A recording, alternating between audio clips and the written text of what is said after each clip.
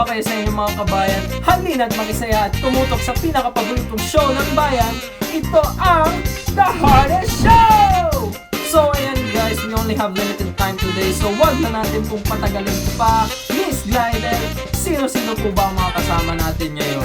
Yes, partner! At hindi lamang basta-basta makakasama natin ngayon because we will be hanging out with our aspiring civil engineers na nagmula pa sa University of Mindanao, ang Group 1 ng BCE 111 Code 688. Today we'll be challenging you to showcase your skills and knowledge as structural engineering students. This challenge is called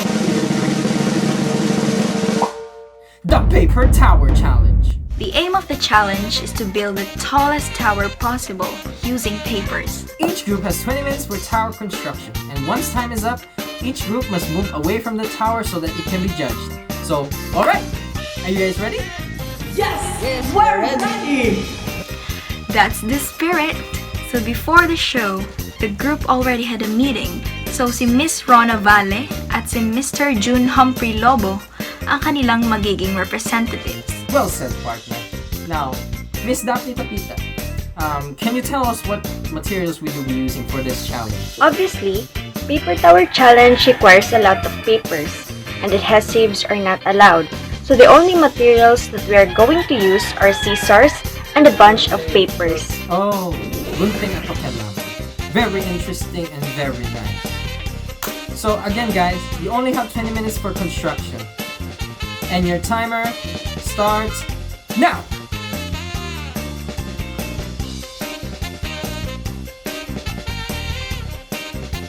Okay guys, while waiting for them, let's conduct an interview with the rest of the members. Let's start with Mr. Esteban. Okay, Mr. Esteban, do you think that your tower will be strong and sturdy enough? Yes, I am confident that our tower will be strong and sturdy because each one of us give our best and effort just to make sure that it is strong enough. How about you, Miss Sarah Mosing? How would you know that your tower is stable? From the foundation itself, we can already tell the stability of a paper tower. A strong foundation assures a strong and stable outcome. When we finish building our paper tower, we will use a fan to test stability and sturdiness. Thank you so much, Miss Sarah Mosing. What do you think, Mr. Alentan? Yeah, it will be strong and sturdy enough because it is created by rolling paper into cylinder. Cylinders are incredibly strong because they disperse stress evenly throughout the entire shape. Thank you so much, Mr. Alentan. Pero I think patapos na ang ating tore. Ipagpatuloy natin mamaya ang kasiyahan. So that is it guys. But we're not yet done with the challenge. We will still measure the paper tower and test its sturdiness. So let's now start in measuring the height of the tower.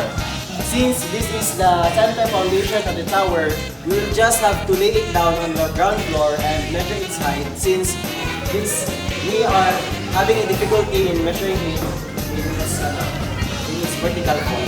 Let's go.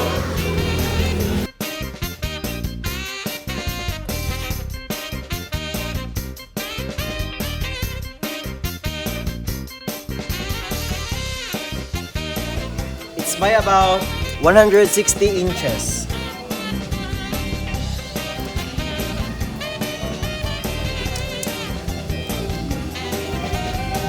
So that's it.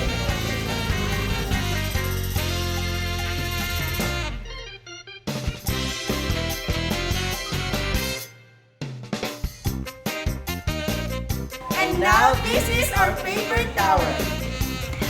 Guys! Isang mahabang tore nga ang kanilang nagawa. Wow! Miss Kisha Largo, bakit nga ba mahalaga na sukatin ang tore o anumang infrastruktura?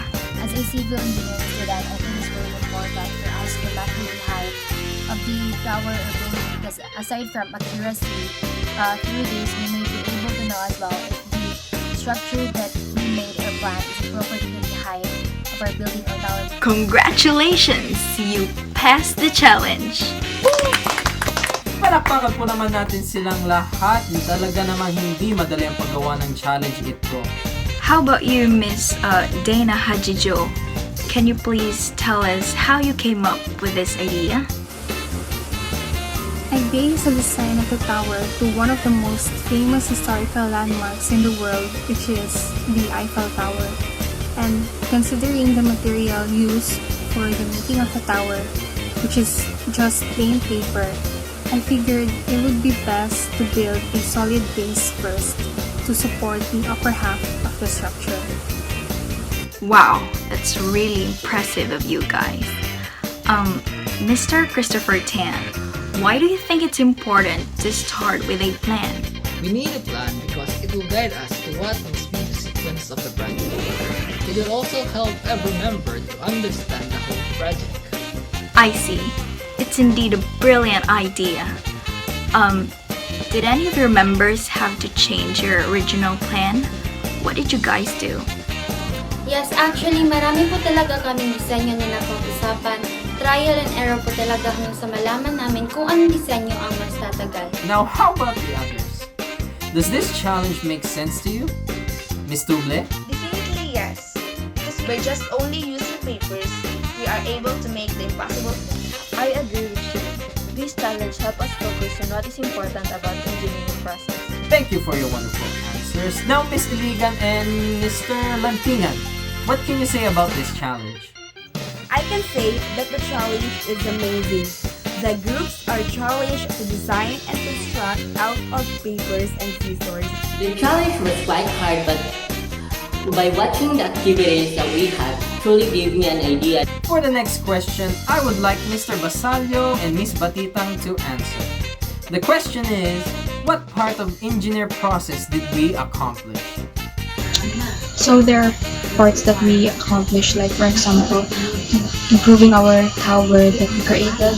While creating it, we can see the problem or ang kulang na nasa tower namin. After a challenging activity, I would say that one of the engineering skills na nagamit at talagang naipakita is a problem-solving skill. I realized that an engineer should always find a solution to solve every problem. Thank you so much sa Group 1 ng BCE 111 Code 688 sa pagsasama sa amin ngayong araw. Hindi naman madali talaga ang challenge na ito at ayan, nagawa pa rin natin. At nararamdaman ko simula pa lang to ng masayang pagsasama natin dito sa pinakamahalagang show ng bayan. Ito ang The Hardest Show!